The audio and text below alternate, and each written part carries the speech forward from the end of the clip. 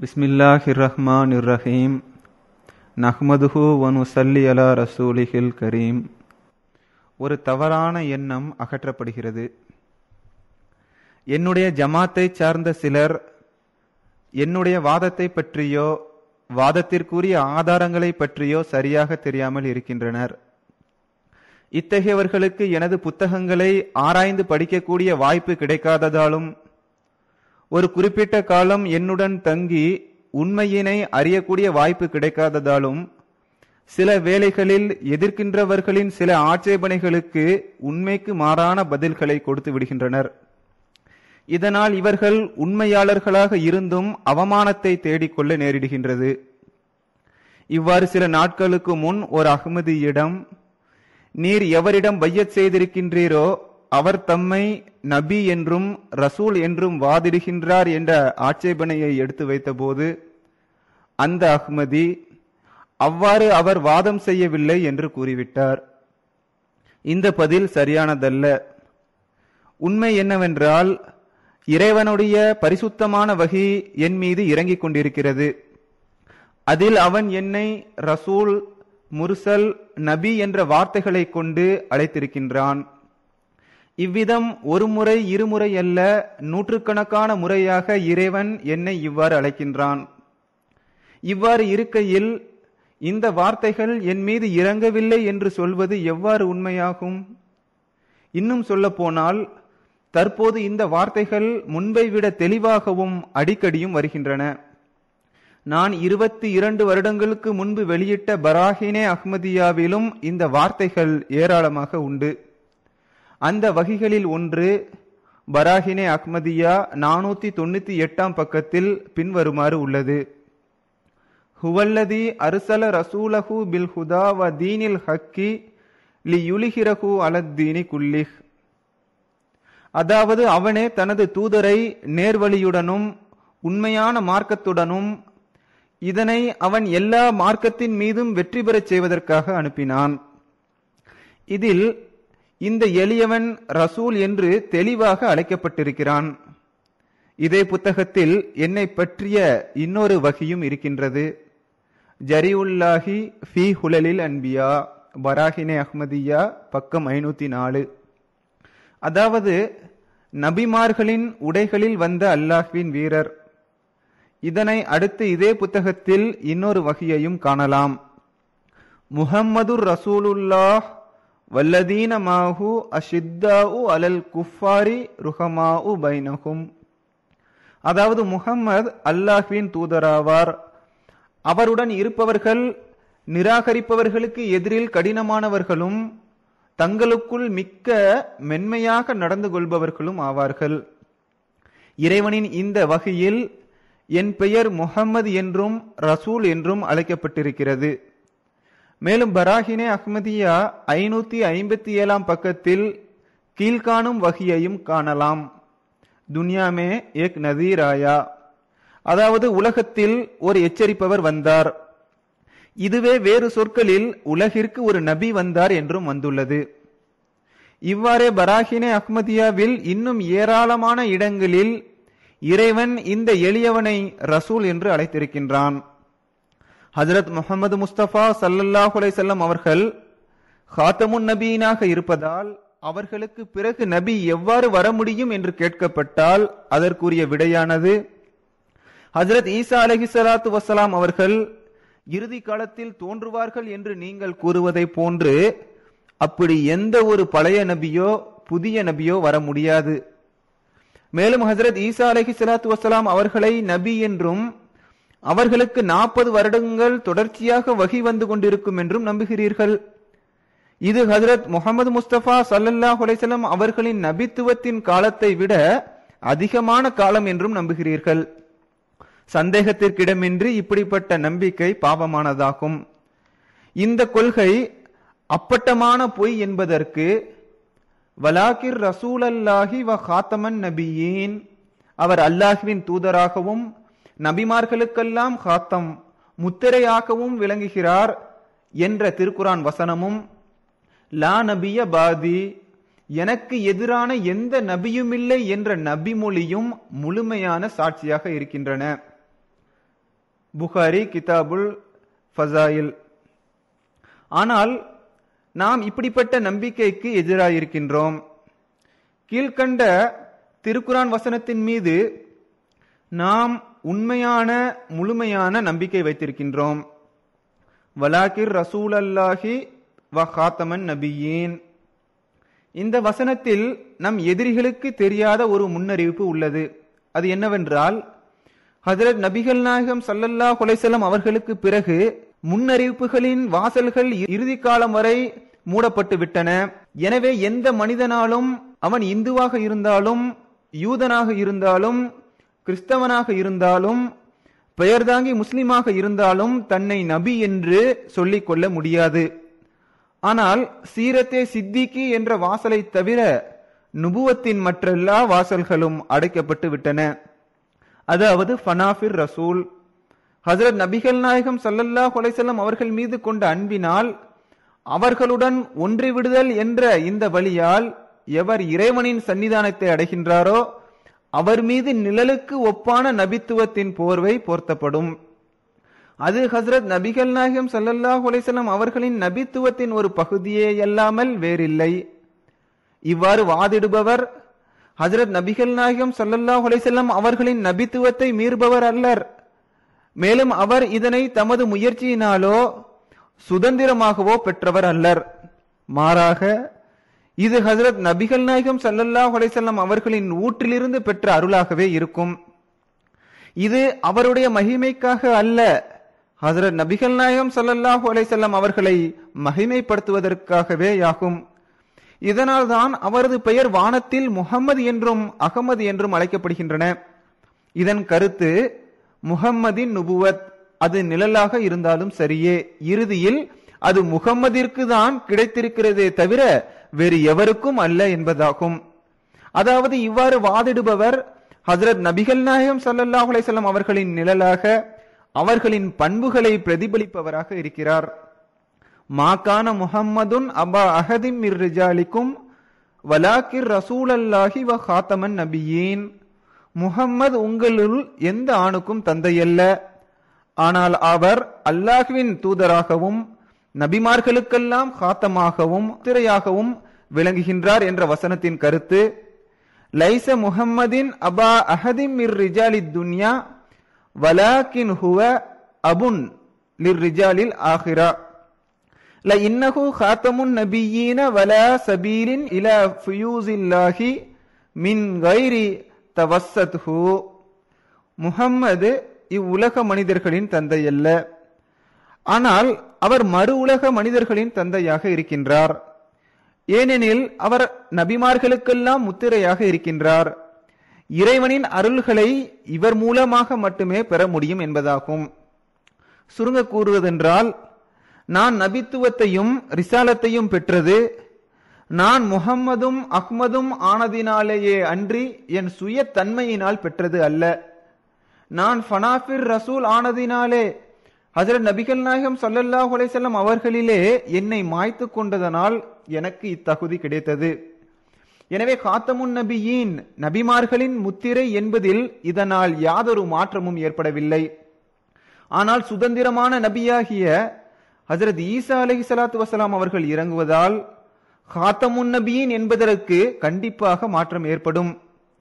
அகராதியின்படி நபி என்பதன் பொருள் இறைவன் புறமிருந்து அறிவு பெற்று மறைவான விஷயங்களை மனிதர்களுக்கு அறிவிப்பவர் என்பதை நினைவிற்கொள்ளுங்கள். எனவே எங்கு இந்த கருத்து பொருந்துமோ அங்கு நபி என்ற சொல்லும் பொருந்தும். ஒருவர் நபியாக இருந்தால் அவர் ரசூலாக இருக்க வேண்டியது கட்டாயமாகும். ஏனென்றால் அவர் ரசூலாக இல்லாதிருந்தால் அவருக்கு தூய்மையான மறைவான விஷயங்கள் கிடைக்க முடியாது. லா யுலிஹிரு அலா கைபிஹி அஹதன் இல்லா மனிர்தலா மிர் ரசூலின், சூரத்துல் ஜின் வசனம் 27. இறைவன் தான் தேர்ந்தெடுத்த தூதரை தவிர தனது மறைவான ஞானத்தை எவருக்கும் வெளிப்படுத்துவதில்லை என்ற திருக்குரான் வசனம் அதனை தடுக்கின்றது. இப்போது இந்த பொருளில் மேற்கூறப்பட்ட திருக்குரான் வசனத்தின்படி ஹஜ்ரத் நபிகள் நாயகம் ஸல்லல்லாஹு அலைஹி வஸல்லம் அவர்களுக்கு பிறகு நபி வருவதை நாம் நிராகரிப்போமாயின் இந்த உம்மத்திற்கு இறைவனின் வார்த்தைகளையும் அருட்கொடைகளையும் பெற முடியாத துர்ப்பாக்கியம் ஏற்பட்டதென்று நம்ப வேண்டிய கட்டாயம் ஏற்படுகின்றது.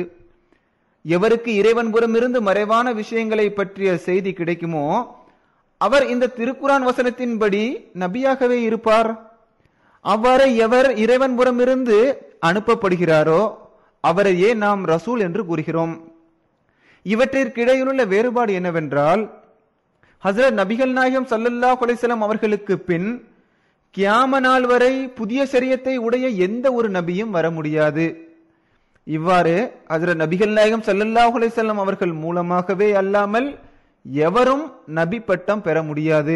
தம்மை ஹஸ்ரத் நபி ஸல்லல்லாஹு அலைஹி வஸல்லம் அவர்களிலே ஃபனாவாக்கி மாய்த்து விடுவதால் தமது பெயர் வானத்தில் முகமது என்றும் அகமது என்றும் ஆகாதவரை எவரும் நுபுவத்தின் பட்டத்தை நேரடியாக பெற முடியாது. வமனித்தஆ ஃபகது கஃபர, இந்த நிபந்தனையை நிறைவேற்றாது எவராவது தமது நபித்துவத்தை பிரகடனப்படுத்துவாராயின் அவர் காபிராவார். இதில் அடங்கியுள்ள ரகசியம் என்னவென்றால், எவர் ஹஸரத் நபிகள் நாயகம் ஸல்லல்லாஹு அலைஹி வஸல்லம் அவர்களை விட்டு விலகி சுதந்திரமான முறையில் தமது நுபுவத்தை பற்றி வாதிப்பாரோ அவர் காத்தமுன் நபியின் என்ற முத்திரையை உடைப்பவராய் இருக்கின்றார். காத்தமுன் நபியின் என்ற சொல் இந்த அர்த்தத்தையே வலியுறுத்துகின்றது. ஆனால் ஒருவர் காத்தமுன் நபியினோடு ஐக்கியப்பட்டு அவர்களை விட்டு விலகி தனிநபராகாமல் அவர்களிடம் மூழ்கி தமது முழு சாயலையும் தமது தனிப்பட்ட தன்மையையும் அவர்களுக்காக முற்றாய் அர்ப்பணம் செய்து அவர்களின் பெயரையே தாம் பெற்றுவிட்டால், தெளிவான கண்ணாடியை போன்று முஹம்மதிய முகம் அவரிடம் பிரதிபலித்து விட்டால், அத்தகையவர் காத்தமுன் நபியினின் முத்திரையை தகர்க்காமலேயே நபி என்று அழைக்கப்படுவார். இப்படிப்பட்டவர் பிரதிபிம்பமாக காணப்படுவதால் அவர் முஹம்மதின் நிழலாகவே இருக்கின்றார். பிரதிபிம்பமாக தோன்றியவரின் பெயர் முஹம்மது என்றும் அகமது என்றும் வருவதால் அவர் தம்மை நபி என்று கூறினாலும் முஹம்மது ஸல்லல்லாஹு அலைஹி வஸல்லம் அவர்கள் காத்தமுன் நபியினாகவே இருப்பார்கள். அவர் முஹம்மது ஸல்லல்லாஹு அலைஹி வஸல்லம் அவர்களின் பிரதிபிம்பமாகவும் சாயலாகவும் அவரின் பெயரை பெற்றவராகவும் இருப்பார். ஆனால் ஹஜ்ரத் ஈசா அலைஹிஸ்ஸலாத்து வஸலாம் அவர்கள் காத்தமுன் நபியின் முத்திரையை உடைக்காமல் வர முடியாது. ஏனெனில் அவருடைய நுபுவத் ஒரு தனிப்பட்ட நுபுவத்தாகும். ஹஜ்ரத் நபிகள் நாயகம் ஸல்லல்லாஹு அலைஹி வஸல்லம் அவர்களின் பிரதிபிம்பம் என்ற நிலையிலும் எவரும் நபித்துவத்தை பெற முடியாதென்றால், இஹ்தினஸ் ஸிராத்தல் முஸ்தகீம் ஸிராத்தல் லதீன அன்அம்த அலைஹிம், எங்களை நேரான பாதையில் நடத்துவாயாக, நீ அருட்கொடை அளித்தவர்களின் பாதையில் என்ற இந்த வசனத்தில் பொருள்தான் என்ன? கடந்த காலத்தில் நபி, சித்திக் ஆகியவர்கள் பெற்றிருக்கும் எல்லா வகையான வெகுமதிகளும் இந்த உம்மத்தும் முஹம்மதிய உம்மத்தும் பெற்றுக்கொள்ளும் என்ற வாக்குறுதி இங்கு அளிக்கப்பட்டிருக்கிறது என்பதை நினைவிற்கொள்ள வேண்டும். நபித்துவமும் முன்னறிவிப்புகளும் இந்த வெகுமதிகளில் உள்ளவையாக இருக்கின்றன. இதனாலேயே எல்லா தீர்க்கதரிசிகளும் நபி என்று அழைக்கப்பட்டார்கள். நபி ரசூலை தவிர வேறு எவருக்கும் மறைவான விஷயங்கள் அறிவிக்கப்படுவதை திருக்குர்ஆன் நிராகரிக்கின்றது. ஏனெனில் லா யுலிஹிரு அலா கைபிஹி அஹதன் இல்லா மனிர்தலா மிர் ரசூலின், தான் தேர்ந்தெடுத்த தூதரை தவிர இறைவன் தமது மறைவான ஞானத்தை எவருக்கும் வெளிப்படுத்துவதில்லை என்ற வசனத்தில் இருந்து இதை விளங்குகின்றோம். எனவே ரகசியத்தின் தெளிவான ஞானத்தை பெறுவதற்கு நபியாக வேண்டியது மிகவும் அவசியம். மேலும் அன்அம்த அலைஹிம், உன்னுடைய அருளை பெற்றவர்கள் என்ற வசனம் இதற்கு சாட்சி பகர்கின்றது. அதாவது இந்த உம்மத் மறைவான விஷயத்தின் தெளிவான ஞானத்தை பெறுவதிலிருந்து விலக்கப்படவில்லை என்பதை உணர்த்துகிறது. மறைவான விஷயத்தின் செய்தியை நபியும் ரசூலுமே பெற முடியும். எனினும் இதனை சுதந்திரமாக நேரடியாக பெறுவது தடுக்கப்பட்டிருக்கின்றது. இந்த அருட்கொடையை ஒருவர் பெறுவதற்கு அவர் காத்தமுன் நபியின் ஸல்லல்லாஹு அலைஹி வஸல்லம் அவர்களின் பிரதிபிம்பமாவதும் அவர்களுடன் தம்மை முழுமையாக ஒன்றச் செய்து அவர்களின் மகிமைகளை தம்மிடம் பிரதிபலிக்க செய்வதும் அவசியமான நிபந்தனையாகும் என்பதில் நாம் நம்பிக்கை கொள்ள வேண்டும். எனவே சிந்தியுங்கள். எனவே மேற்சொன்ன கருத்தின்படி நான் நபித்துவத்தையும் ரிசாலத்தையும் பெற்றவன் என்பதை மறுக்கவில்லை என்பதை நினைவிற்கொள்ளுங்கள். இதனால்தான் சஹி முஸ்லிமிலும் வாக்களிக்கப்பட்ட மசீஹின் பெயர் நபி என்று அழைக்கப்பட்டிருக்கிறது. இறைவன் புறமிருந்து மறைவான செய்தியை பெறுகிறவர் நபி என்ற பெயரை கொண்டு அழைக்கப்படாவிட்டால் பிறகு அவரை எப்பெயர் கொண்டு அழைப்பது என்பதை நீங்களே கூறுங்கள். அவருடைய பெயரை முஹத்தஸ் என்று அழைக்க வேண்டுமென கூறுவீர்களேயானால் தஹ்தீஸ் என்பதன் பொருள் எந்த ஒரு அகராதியிலும் மறைவான விஷயத்தை அறிவிப்பதற்காக உபயோகிக்கப்படுவதில்லை என்பதை நான் கூறிக்கொள்கிறேன். ஆனால் நுபுவத்தின் அர்த்தம் மறைவான விஷயத்தை அறிவித்தல் என்பதாகும். நபி என்ற சொல் அரபு மொழிக்கும் எபிரேய மொழிக்கும் பொதுவானதாகும். எபிரேய மொழியில் இந்த சொல் நாபி என்று உச்சரிக்கப்படுகின்றது. இது நபா என்ற மூலச்சொல்லிலிருந்து உருவானதாகும். இதன் பொருள் இறைவன் புறமிருந்து செய்தி பெற்று முன்னறிவிப்பு செய்பவர் என்பதாகும். மேலும் ஒருவர் நபியாவதற்கு அவர் ஒரு புதிய ஷரியத்தை கொண்டு வர வேண்டும் என்பது அவசியமில்லை. நுபுவத் மூலமாகவே ஒருவருக்கு மறைவான விஷயங்கள் வெளிப்படுகின்றன. இது ஒரு தெய்வீக சன்மானமாகும். எனவே இன்றைய நாள் வரை நான் ஏறக்குறைய 150 முன்னறிவிப்புகளை இறைவன்புறம் இருந்து பெற்று அவை தெளிவாக நிறைவேறி இருப்பதை என் கண்களால் நானே கண்டிருக்கும் போது நான் எவ்வாறு என்னை நபி அல்லது ரசூல் என்று கூறிக்கொள்வதை நிராகரிப்பேன்? இறைவனே எனக்கு இப்பெயர்களை சூட்டியிருக்கும் போது அவற்றை நிராகரிப்பதற்கு நான் யார்? அல்லது இறைவனுக்கு எதிராக மற்றவர்களுக்கு நான் ஏன் அஞ்ச வேண்டும்? எந்த இறைவன் என்னை அனுப்பியுள்ளானோ, எந்த இறைவன் மீது இட்டுக்கட்டி கூறுவது சாபத்திற்குரியவர்களின் வேலையோ அந்த இறைவன் மீது ஆணையாக அவனே என்னை வாக்களிக்கப்பட்ட மசீகாக அனுப்பியிருக்கின்றான். மேலும் நான் எவ்வாறு திருக்குரானின் வசனங்கள் மீது நம்பிக்கை கொண்டிருக்கின்றேனோ அவ்வாறே என் மீது இறைவன் இறக்கும் வஹியின் தெளிவான இறை வெளிப்பாட்டின் மீதும் ஒரு அணு அளவும் வித்தியாசமின்றி நம்பிக்கை கொண்டிருக்கின்றேன். தொடர்ச்சியாக வந்து கொண்டிருக்கும் அவனது அடையாளங்களால் இந்த இறை வெளிப்பாட்டின் உண்மை எனக்கு தெளிவாக்கப்பட்டிருக்கிறது. என் மீது இறங்குகின்ற இந்த தூய இறை வெளிப்பாடுகள் ஹஜ்ரத் மூசா அலைஹி ஸலாத்து வஸலாம், ஹஜ்ரத் ஈசா அலைஹி ஸலாத்து வஸலாம், ஹஜ்ரத் முஹம்மது ஸல்லல்லாஹு அலைஹி வஸல்லம் ஆகியவர்களுக்கு தம் வார்த்தைகளை இறக்கிய அதே இறைவனின் வார்த்தைகளே என்பதை நான் மக்காவில் உள்ள பைத்துல்லாஹ்வில் நின்று கொண்டு சத்தியம் செய்ய தயாராக இருக்கின்றேன். எனக்காக பூமியும் சாட்சி பகர்ந்தது, வானமும் சாட்சி பகர்ந்தது. இவ்வாறே நான் அல்லாஹ்வின் கலீஃபாவாக இருக்கின்றேன் என்பதை வானமும் பூமியும் சாட்சி கூறின. முன்னறிப்புகளுக்கு ஏற்ப நான் மக்களால் மறுக்கப்படுவதும் கட்டாயமானதாக இருந்தது. எனவே எவர்களின் மனம் திரையிடப்பட்டிருக்கின்றதோ அவர்கள் என்னை ஏற்றுக்கொள்ள மாட்டார்கள். எப்பொழுதும் இறைவன் தன்னுடைய ரசூல்மார்களுக்கு உதவி புரிந்து வந்திருப்பது போல் எனக்கும் உதவி புரிவான் என்பதை நான் அறிவேன். என்னை எதிர்த்து நிற்க எவராலும் முடியாது. ஏனெனில் இறைவனின் ஆதரவு அவர்களுக்கு இல்லை. நான் எங்கெல்லாம் எப்பொழுதெல்லாம் என்னை நபி என்றும் ரசூல் என்றும் அழைப்பதை மறுத்திருக்கின்றேனோ அங்கெல்லாம் நான் ஒரு புதிய ஷரியத்தை கொண்டு வரக்கூடியவனாகவோ ஒரு சுதந்திரமான நபியாகவோ வரவில்லை என்ற பொருளிலேயாகும். ஆனால் மிகவும் மகிமை பெற்ற கண்ணியமுள்ள என் எஜமானராகிய ஹஜ்ரத் நபி ஸல்லல்லாஹு அலைஹி வஸல்லம் அவர்களை பின்பற்றி அவர்களின் ஆத்மீக அருட்களால் நான் பலனடைந்தேன்.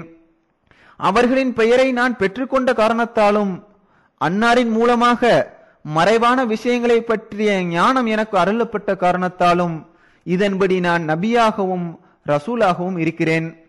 ஆனால் நான் ஒரு புதிய ஷரியத்தை கொண்டு வராத நிலையில் என்னை நபி என்று கூறிக்கொள்வதை ஒருபோதும் மறுத்ததில்லை.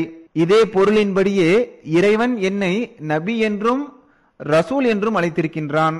எனவே இந்த பொருளில் நான் என்னை நபியாகவும் ரசூலாகவும் இருப்பதை தற்பொழுதும் மறுக்கவில்லை. மன் நீஸ்தம் ரசூல் வ நயா தர்தா உம்மே கிதாப் என்று நான் கூறியுள்ளதன் பொருள் நான் ஷரியத்தை கொண்டு வந்த நபி அல்ல என்பதேயாகும்.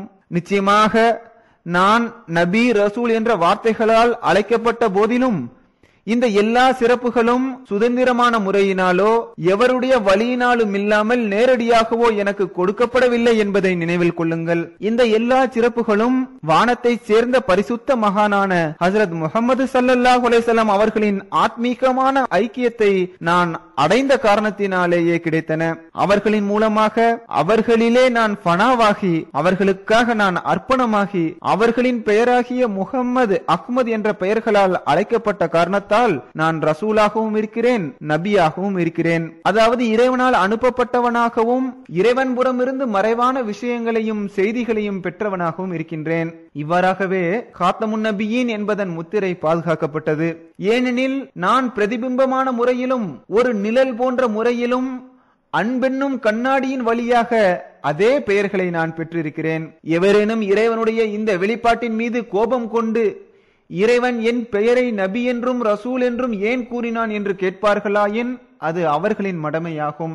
ஏனெனில் நான் நபியானதாலும் ரசூலானதாலும் இறைவனுடைய இந்த முத்திரை உடைந்து போகவில்லை.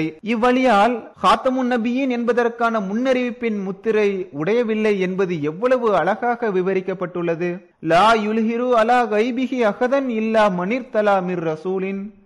தான் தேர்ந்தெடுத்த தூதரை தவிர இறைவன் தனது மறைவான ஞானத்தை எவருக்கும் வெளிப்படுத்துவதில்லை என்ற இந்த திருக்குரான் வசனத்தில் உள்ள நுபுவத்தை ஹஜ்ரத் நபி ஸல்லல்லாஹு அலைஹி வஸல்லம் அவர்களின் உம்மத்து இழக்கவில்லை என்பதும் எவ்வளவு அழகான விஷயமாக இருக்கின்றது. ஆனால் இஸ்லாம் மார்க்கம் தோன்றுவதற்கு 600 ஆண்டுகளுக்கு முன்பு இருந்த ஒரு சுதந்திரமான நுபுவத்தை பெற்ற ஹஜ்ரத் ஈசா அலைஹிஸ்ஸலாம் அவர்கள் இரண்டாம் முறையாக இப்பூமியில் இறங்குவதால் இஸ்லாத்தின் மகத்துவம் கொஞ்சமும் மீதி இருக்காது. இதனால் காத்தமுன் நபியின் என்ற வசனத்தை பொய்ப்படுத்துவது கட்டாயமானதாகிவிடும். இவ்வாறு நாம் கூறுவதால் எதிரிகள் நம்மை திட்டுவார்கள். அவர்கள் இயன்ற அளவு திட்டட்டும், அதையும் கேட்போம். வசயலமுல்லதீன லலமு ஐய முன்கலிபின் என்கலிபூன். அநீதி இழைப்பவர்கள் தாங்கள் திரும்பிச் செல்ல வேண்டிய இடத்தை நிச்சயமாக விரைவில் தெரிந்து கொள்வார்கள்.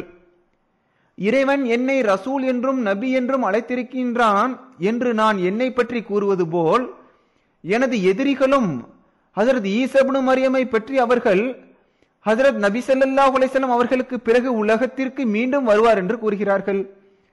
ஈசா அலைஹிஸ்ஸலாம் அவர்கள் நபியாக இருப்பதால் என் மீது கூறப்படும் அதே ஆட்சேபனை அவர் மீண்டும் வருவதால் அவர் மீதும் கூறப்படும் என்பது தெளிவாக தெரிகின்றது. அதாவது காத்தமுன் நபியின் என்பதில் உள்ள ஹத்தமியத்தின் முத்திரை இதனால் தகர்ந்து போகும். ஆனால் நான் உண்மையான காத்தமுன் நபியினாகிய ஹஜ்ரத் முஹம்மது ஸல்லல்லாஹு அலைஹி வஸல்லம் அவர்களுக்கு பிறகு ரசூல் நபி என்ற வார்த்தைகளால் அழைக்கப்படுவதால் அதில் எந்த விதமான ஆட்சேபனுக்கும் இடமில்லை. இதனால் ஹத்தமியத்தின் முத்திரையும் தகர்க்கப்படுவதில்லை என்பதை மீண்டும் கூறிக்கொள்கிறேன். ஏனெனில் வ ஆகரீன மின்ஹும் லம்மா யல்ஹகு பிஹிம் சூரத்துல் ஜும்மா வசனம் 4. மேலும் இதுவரை அவர்களுடன் சேராத மற்றவர்களுக்கிடையிலும் அவரை எழுப்புவான் என்ற திருக்குரான் வசனத்தின்படி பிரதிபிம்பமான முறையில் நான் அதே காத்தமுல் அன்பியாவாக இருக்கிறேன் என்பதை நான் பல முறையும் கூறியுள்ளேன்.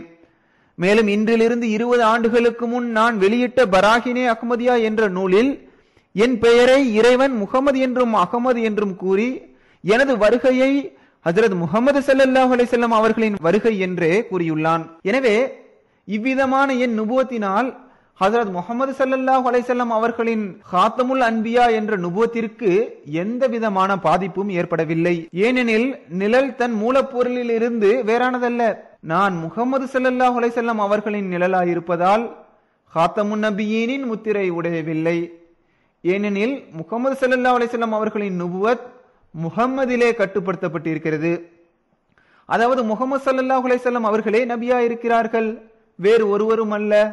நான் பிரதிபிம்பமான முறையில் நிழலாக முஹம்மது ஸல்லல்லாஹு அலைஹி வஸல்லம் அவர்களாகவே இருக்கும் போதும் அவ்வாறே முஹம்மதிய நுபுவத் உட்பட முஹம்மதின் எல்லா முழுமை தன்மைகளும் நிழல் என்னும் என் கண்ணாடியில் பிரதிபிம்பமாயிருக்கும் போதும் ஒரு தனிப்பட்ட சுதந்திரமான முறையில் நுபுவத்திற்காக வாதாடும் ஒரு தனி மனிதனாக எவ்வாறு என்னால் இருக்க முடியும்? நீங்கள் என்னை நிராகரித்தால் ஹஜ்ரத் நபிகள் நாயகம் ஸல்லல்லாஹு அலைஹி வஸல்லம் அவர்களின் ஹதீஸ்களையும் நிராகரிக்கின்றவர்களாக ஆவீர்கள்.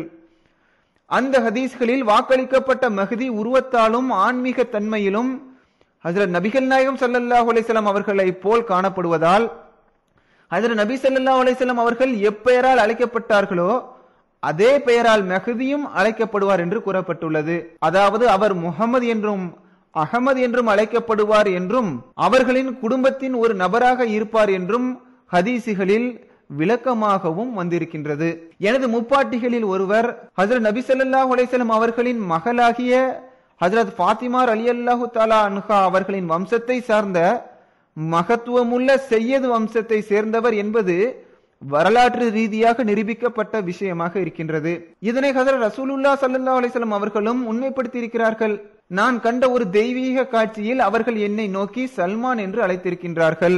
சல்மானு மின்னா அஹ்லில் பைத்தி அலா மஷ்ரிபுல் ஹசன். சல்மானே, நீர் நமது குடும்பத்தை சேர்ந்தவர், ஹசனின் வம்சத்தில் உள்ளவர். அதாவது 2 சில்ம். மேலும் சில்ம் என்பது அரபியில் சமாதானத்திற்கு கூறப்படும். இதன்படி 2 சமாதானங்கள் என்று பொருள். அதாவது என்னுடைய கையினால் 2 விதமான சமாதானம் உண்டாகும் என்று விதிக்கப்பட்டிருக்கிறது. அதில் முதலாவது அந்தரங்கமான சமாதானம். அதனால் உள்ளத்தில் உள்ள பொறாமை, வெறுப்பு முதலான தீய குணங்கள் அகற்றப்படும். 2வது வெளிப்படையான சமாதானம். அது வெளியிலிருந்து வரும் பகைமை, எதிர்ப்பு முதலான கெடுதிகளை அகற்றி இஸ்லாத்தின் மகிமையை காட்டுவதால் அது மாற்று மதத்தவர்களை இஸ்லாத்தின் பக்கம் வரவழைக்க செய்யும். ஹதீஸில் சல்மான் என்று வந்திருப்பதும் என்னையே குறிக்கின்றது என்பது தெளிவான ஒன்று. ஏனெனில் ஹஜ்ரத் நபி ஸல்லல்லாஹு அலைஹி வஸல்லம் அவர்களின் சஹாபியா இருந்த சல்மான் ரலியல்லாஹு தஆலா அன்ஹு அவர்கள் மீது இந்த 2 சமாதானங்களை பற்றிய முன்னறிவிப்பு நிறைவேறவில்லை. நான் பாரசீக வம்சத்தை சேர்ந்தவன் என்று இறைவன் புறமிருந்து பெற்ற வஹீயின் மூலம் கூறுகிறேன். கன்சுல் உம்மாலில் வந்த ஹதீஸின்படி பாரசீக வம்சத்தை சேர்ந்தவர் இஸ்ரவேல் மக்களை சேர்ந்தவராகவும் அஹ்லே பைத்தை சார்ந்தவராகவும் இருக்கின்றார் என தெரிகிறது. ஆதாரம் கன்சுல் உம்மால் தொகுதி 12 ஹதீஸ் எண் 34132 34133. நான் ஒரு ஆத்மீக காட்சியில் ஹஜ்ரத் ஃபாத்திமா ரலியல்லாஹு தஆலா அன்ஹா அவர்கள் தங்கள் மடியின் மீது என் தலையை வைப்பதாக கண்டேன். இதன் பொருள் நான் அவர்களின் இரத்த இனத்தில் உள்ளவனாக இருக்கின்றேன் என்பதேயாகும். இந்த ஆத்மீக காட்சியை பற்றி பராஹினே அஹ்மதியா என்ற நூலில் காண முடியும். பராஹினே அஹ்மதியா என்ற நூலில் இந்த கஷ்ப் ஆன்மீக காட்சி இந்த சொற்களில் குறிப்பிடப்பட்டுள்ளது. மேலும் அவ்வாறே மேற்குறிப்பிட்ட இறை அறிவிப்பில் ரசூல் ஸல்லல்லாஹு அலைஹி வஸல்லம் அவர்களின் குடும்பத்தார் மீது ஸலவாத் ஓதுமாறு கட்டளை உள்ளது.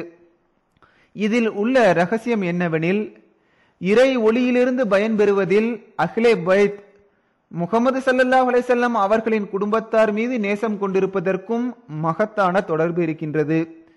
எவர் இறைவனின் நெருக்கத்தை பெற்றவர்களை சார்ந்தவராக இருக்கின்றாரோ அவர் இந்த தூய பரிசுத்தமானவர்களின் வாரிசை பெறுகின்றார். எல்லா கல்வியிலும் இறை ஞானங்களிலும் அவர்களின் வாரிசாகின்றார். இவ்விடத்தில் எனக்கு மிகவும் ஒளிமிக்க ஒரு கஷ்ப் ஆன்மீக கனவு நினைவிற்கு வருகிறது. அதாவது ஒருமுறை மக்ரிப் தொழுகைக்கு பிறகு நன்றாக விழிப்புணர்வுடன் இருக்கும்போது மறைவிலிருந்து ஒரு மயக்கத்திற்கு ஒப்பான நிலையில் வியப்பான உலகம் தோன்றியது. முதலில் ஒருமுறை சிலர் விரைவாக வரும் சத்தம் கேட்டது. விரைவாக நடக்கும்போது காலணிகள், காலுறைகளின் சத்தம் வருவது போன்ற சத்தம் கேட்டது. பிறகு 5 பேர் மிகவும் கம்பீரமான செல்வாக்கு பெற்ற அழகிய தோற்றமுடையவர்கள் வந்தனர். அதாவது ஹஜ்ரத் நபி ஸல்லல்லாஹு அலைஹி வஸல்லம் அவர்கள், ஹஜ்ரத் அலி ரலியல்லாஹு தஆலா, ஹஜ்ரத் ஹசன், ஹஜ்ரத் ஹுசைன், ஹஜ்ரத் ஃபாத்திமத்து ஸுஹரா ரலியல்லாஹு அன்ஹும் அஜ்மயீன் ஆகியோர். மேலும் அவர்களில் ஒருவர் ஹஜ்ரத் ஃபாத்திமா ரலியல்லாஹு தஆலா அன்ஹா அவர்கள் என நினைவுக்கு வருகிறது. அவர்கள் மிகவும் பரிவுடனும் பாசத்துடனும் பாசமுள்ள தாயை போன்று இந்த எளியவனின் தலையை தமது மடியில் வைத்துக் கொண்டார்கள். பின்னர் இதற்கு பிறகு எனக்கு ஒரு நூல் வழங்கப்பட்டு இது குர்ஆனின் விளக்க உரையாகும். இதனை ஹஜ்ரத் அலி ரலியல்லாஹு தஆலா அன்ஹு அவர்கள் இயற்றியுள்ளார்கள். இப்போது ஹஜ்ரத் அலி ரலியல்லாஹு தஆலா அன்ஹு அவர்கள் இந்த குர்ஆன் விளக்க உரையை உமக்கு வழங்குகின்றார் என்று கூறப்பட்டது. ஃபல்ஹம்துலில்லாஹி அலா ஜாலிக். பராஹினே அஹ்மதியா பக்கம் 575 576 அடிக்குறிப்பின் கீழ் அடிக்குறிப்பு. சில ஹதீசுகளில் அவர் எண்ணிலிருந்து தோன்றுவார் என்று வருகிறது. அபு தாவூத் கிதாபுல் மெஹதி. ஆத்மீக தன்மையில் அவர் ஹஜ்ரத் நபி ஸல்லல்லாஹு அலைஹி வஸல்லம் அவர்களின் இன்றியமையாத ஒரு பகுதியாகவும் அவர்களின் ஆவியின் தோற்றமாகவும் திகழ்வார் என்ற நுணுக்கமான கருத்தும் அதற்கான அறிகுறிகளும் இந்த ஹதீஸில் அடங்கி இருக்கின்றது. ஹஜ்ரத் முஹம்மது ஸல்லல்லாஹு அலைஹி வஸல்லம் அவர்கள் எந்த வார்த்தைகளை கொண்டு இந்த உறவை விளக்கி இருக்கின்றார்களோ அவ்வார்த்தைகளே நான் கூறும் இந்த வாதத்திற்கு தெளிவான அத்தாட்சியாகும். இந்த விளக்கத்தில் அவர்கள் இருவரின் பெயரும் ஒன்றாயிருக்கிறது. ஹஜ்ரத் மூசா அலைஹிஸ்ஸலாத்து வஸலாம் அவர்களின் பிரதிபிம்பமாக யோசுவா தோன்றியது போல் ஹஜ்ரத் முஹம்மது ஸல்லல்லாஹு அலைஹி வஸல்லம் அவர்களின் பிரதிபிம்பமாக வாக்களிக்கப்பட்ட மசீஹ் தோன்றுவார் என்று அவர்கள் என்னை பற்றி கூறும் இவ்வார்த்தைகளில் இருந்து தெளிவாகின்றது. ஒருவருடைய பிரதிபிம்பமாக திகழ்கின்றவர் அவருடைய மகனாகவோ பேரனாகவோ இருக்க வேண்டும் என்பது அவசியமில்லை. ஆனால் ஆத்மீக உறவை பொறுத்தமட்டில் பிரதிபிம்பத்தை பெற்றவர் பிரதிபிம்பத்தை உடையவரிலிருந்து தோன்றியவராக இருக்க வேண்டும் என்பது மிகவும் அவசியமாகும். இவ்விருவருக்கும் இடையில் பரஸ்பர ஈர்ப்புத்தன்மையும் நெருங்கிய உறவும் நிரந்தரமாக இருக்க வேண்டும் என்பதும் அவசியமாகும். எனவே ஹஜ்ரத் நபி ஸல்லல்லாஹு அலைஹி வஸல்லம் அவர்கள் பிரதிபிம்பத்தின் பொருளை வெளிப்படுத்தும் வசனத்தை கூறாது வாக்களிக்கப்பட்டவர் என் பேரர்களில் ஒரு பேரராக இருப்பார் என்று கூறினார்கள் என்பதை மட்டும் கூறி மறுப்பது ஹஜ்ரத் நபி ஸல்லல்லாஹு அலைஹி வஸல்லம் அவர்களின் மேலான ஞானத்திற்கு முற்றிலும் மாறான கொள்கையாகும். பேரனாக இருப்பதற்கும் பிரதிபிம்பமாவதற்கும் என்ன சம்பந்தம் இருக்கின்றது? பிரதிபிம்பமாக ஒருவர் ஆவதற்கு இந்த உறவு முறையே அவசியம் என்றால் பின் நெருங்கிய உறவில்லாத பேரன் என்ற உறவு முறையை ஹஜ்ரத் நபி ஸல்லல்லாஹு அலைஹி வஸல்லம் அவர்கள் ஏன் தேர்ந்தெடுக்க வேண்டும்? மகன் என்ற உறவு முறையே இயல்பான தேர்வாக இருந்திருக்க வேண்டும். ஆனால் இறைவன் திருக்குரானில் ஹஜ்ரத் முஹம்மது ஸல்லல்லாஹு அலைஹி வஸல்லம் அவர்கள் பௌதிகமான முறையில் யாருடைய தகப்பனாராகவும் இருப்பதை முற்றிலும் மறுத்திருக்கின்றான். மறுபுறம் அவர்களின் பிரதிபிம்பத்தில் தோன்றக்கூடிய ஒருவரை பற்றியும் அறிவித்திருக்கின்றான். பிரதிபிம்பமாக தோன்றுகிறவரை பற்றிய விஷயம் சரியற்றதென்றால் மேலும் இதுவரை அவர்களுடன் சேராத என்ற இந்த வசனத்தில் வாக்களிக்கப்பட்டவரின் தோழர்களை தமது சஹாபாக்களாக ஹஜ்ரத் நபி ஸல்லல்லாஹு அலைஹி வஸல்லம் அவர்கள் ஏன் கூறினார்கள்? மேலும் பிரதிபிம்பமாக தோன்றுதல் என்ற கருத்தை மறுப்பதனால் இவ்வசனம் பொய்ப்படுத்தப்படுகின்றது. பௌதிகமான பொருள் கொள்ளும் மக்கள் வாக்களிக்கப்பட்டவர் ஹசன் ரலியல்லாஹு தஆலா அன்ஹு அவர்களின் சந்ததியில் தோன்றுவார் என்றும் ஹுசைன் ரலியல்லாஹு தஆலா அன்ஹு அவர்களின் சந்ததியில் தோன்றுவார் என்றும் சிலர் அப்பாஸ் ரலியல்லாஹு அன்ஹுமா அவர்களின் சந்ததியில் தோன்றுவார் என்றும் கூறுகின்றனர். ஆனால் ஹஜ்ரத் நபிகள் நாயகம் ஸல்லல்லாஹு அலைஹி வஸல்லம் அவர்கள் மேற்சொன்ன முன்னறிவிப்பை பற்றி கொண்டிருந்த கருத்து வாக்களிக்கப்பட்டவர் தங்கள் பிள்ளைகளைப் போல் தங்கள் வாரிசாகவே திகழ்வார் என்பதேயாகும். அதாவது அவர்களின் பெயர்களின் வாரிசாக, அவர்களின் குண இயல்புகளின் வாரிசாக, அவர்களின் ஞானத்தின் வாரிசாக, அவர்களின் ஆத்மீக தன்மையின் வாரிசாக வாக்களிக்கப்பட்டவர் திகழ்வார் என்பதேயாகும். எனவே ஒவ்வொரு வகையிலும் ஹஜ்ரத் நபி ஸல்லல்லாஹு அலைஹி வஸல்லம் அவர்களின் பிரதிபிம்பத்தை வாக்களிக்கப்பட்டவர் தன்னுள் காட்டுவார். அவர் சுயமாக இக்குண இயல்புகளை காட்டுவதில்லை, மாறாக எல்லாவற்றையும் ஹஜ்ரத் நபி ஸல்லல்லாஹு அலைஹி வஸல்லம் அவர்கள் புறமிருந்தே பெறுவார்.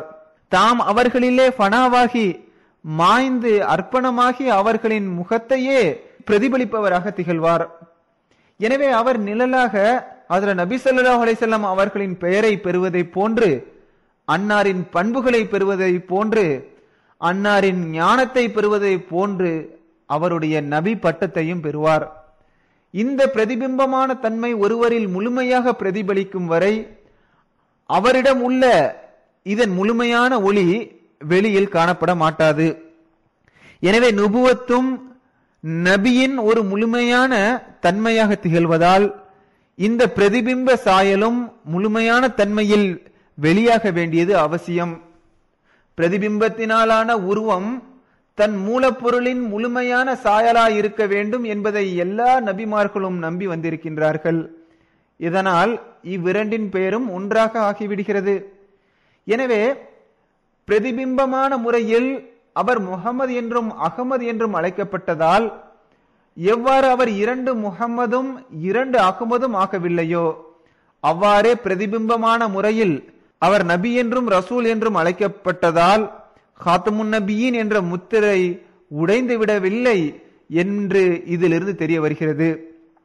ஏனெனில் பிரதிபிம்பம் என்பது தனிப்பட்ட ஒன்றல்ல. இவ்வாறு முகமது என்ற பெயரின் நுபுவத் ஹஜ்ரத் முஹம்மது ஸல்லல்லாஹு அலைஹி வஸல்லம் அவர்களிடமே கட்டுப்படுத்தப்பட்டிருக்கிறது. பிரதிபிம்பமான தன்மையில் இரட்டை உண்டாவதில்லை என்பதை எல்லா நபிமார்களும் ஒப்புக்கொண்டிருக்கிறார்கள். பிரதிபிம்பத்தின் தகுதி கீழ்வரும் வார்த்தைகளால் விவரிக்கப்பட்டுள்ளது. மன் து ஷதம் து மன்ஷதி, மன் தன் ஷதம் து ஜாஷதி, தாக்கஸ் நக்வீத் பாதசி, மன் தீகரம் து தீகரி.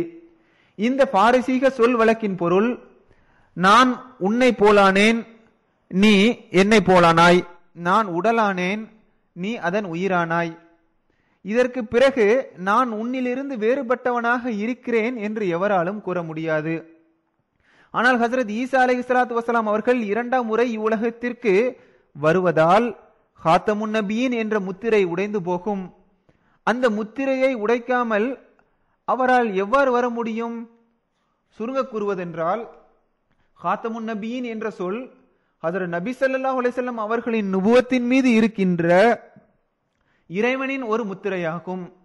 இந்த முத்திரை ஒருபோதும் உடைந்து போக சாத்தியமே இல்லை. ஆயினும் ஹஜ்ரத் முஹம்மது முஸ்தபா ஸல்லல்லாஹு அலைஹி வஸல்லம் அவர்கள் ஒரு முறை அல்ல, 1000 முறை உலகில் பிரதிபிம்பமாக தோன்றுவதும் பிரதிபிம்பமான முறையில் வேறு பல முழுமை பெற்ற தன்மைகளுடன் தமது நுபுவத்தை வெளிப்படுத்துவதும் சாத்தியமேயாகும். இந்த பிரதிபிம்பமான நிலை இறைவன் புறமிருந்து நியமிக்கப்பட்ட ஒரு பதவியாகும். இதனை பற்றி இறைவன் வ ஆஹரீன மின்ஹும் லம்மா யல்ஹகு பிஹிம், மேலும் இதுவரை அவர்களுடன் சேராத மற்றவர்களுக்கிடையிலும் அவரை எழுப்புவான் என்று கூறுகிறான்.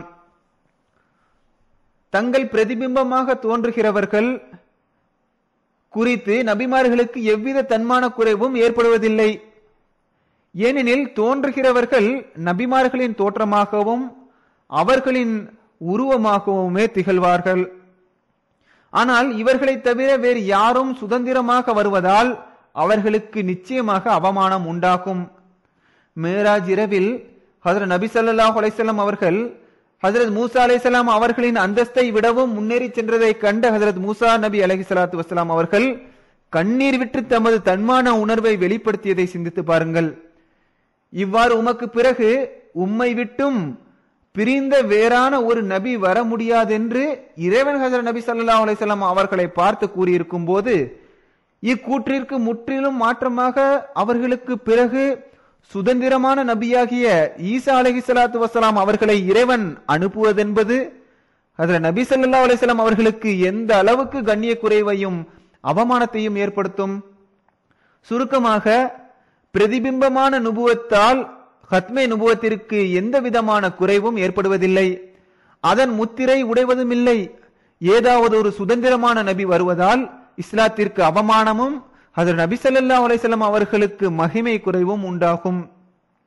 இந்த நம்பிக்கையினால் தஜ்ஜாலை கொல்லக்கூடிய மகிமை மிக்க பணி ஹஜ்ரத் ஈசா அலைஹிஸ்ஸலாத்து வஸ்ஸலாம் அவர்களின் கையினாலேயே நடக்கும் என்று நம்ப வேண்டி வருவது மட்டுமல்லாமல், அந்த பணியை ஹஜ்ரத் நபிகள் நாயகம் ஸல்லல்லாஹு அலைஹி வஸல்லம் அவர்களால் செய்ய முடியாது என்று கருத வேண்டியதும் வரும். மேற்கண்ட நம்பிக்கையினால் வலாக்கிர் ரசூலல்லாஹி வ ஹாத்தமுன் நபியின், அவர் அல்லாஹ்வின் தூதராகவும் நபிமார்களுக்கெல்லாம் முத்திரையாகவும் விளங்குகின்றார் என்ற வசனம் நவுது பில்லா பொய்யாகி விடுகின்றது. இந்த வசனத்தில் ஒரு முன்னறிவிப்பு மறைந்திருக்கின்றது. அதாவது இறுதி நாள் வரை நபித்துவத்தின் மீது முத்திரை பதிக்கப்பட்டிருக்கிறது. ஹஜ்ரத் நபி ஸல்லல்லாஹு அலைஹி வஸல்லம் அவர்களின் தோற்றமாகவே விளங்குகின்ற, அவர்களின் பிரதிபிம்பமாகவே இருக்கின்றவரை தவிர வேறு எவராலும் நபிமார்களை போன்று இறைவனிடமிருந்து தெளிவான எந்த மறைவான ஞானத்தையும் பெற முடியாது. பிரதிபிம்பமானவர் ஹஜ்ரத் நபி ஸல்லல்லாஹு அலைஹி வஸல்லம் அவர்களின் உருவமாகவே இருப்பதால் அத்தகையவரே இதனை பெற முடியும். இதன்படி முற்காலங்களிலிருந்தே முஹம்மதின் பிரதிபிம்பமாக வாக்களிக்கப்பட்டவன் நானாகவே இருக்கின்றேன். எனவே பிரதிபிம்பமான முறையில் எனக்கு நுபுவத் அளிக்கப்பட்டிருக்கிறது. தற்பொழுது முழு உலகமும் முத்திரையிடப்பட்ட இந்த நுபுவத்தின் முன் நிற்க சக்தியற்றதாக இருக்கின்றது. முஹம்மதின் முழுமையான தன்மைகளை கொண்ட முஹம்மதின் பிரதிபிம்பமானவர் இறுதி காலத்தில் தோன்றுவார் என்பது முன்னரே விதிக்கப்பட்டிருக்கிறது. அதன்படி அவர் தோன்றிவிட்டார். இப்பொழுது இந்த வாசல் வழியாக அல்லாமல் வேறு எந்த வாசல் வழியாலும் நுபுவத்தின் ஊற்றிலிருந்து நுபுவத்தின் தண்ணீரை அருந்த முடியாது. சுருங்க கூறுவதென்றால், பிரதிபிம்பமான முறையிலுள்ள நுபுவத்தினாலும் ரிசாலத்தினாலும் ஹாத்தமயத்தின் முத்திரை உடையவில்லை. ஆனால் ஹஜ்ரத் ஈசா அலைஹிஸ்ஸலாத்து வஸ்ஸலாம் அவர்கள் மீண்டும் வருகிறார் என்ற சிந்தனை, வலாக்கிர் ரசூல் அல்லாஹி வ ஹாத்தமுன் நபியின், அவர் அல்லாஹ்வின் தூதராகவும் நபிமார்களுக்கெல்லாம் முத்திரையாகவும் விளங்குகின்றார் என்ற வசனத்தை பொய்யாக்குவது மட்டுமல்லாமல் ஹாத்தமியத்தின் முத்திரையையும் உடைத்து விடுகின்றது.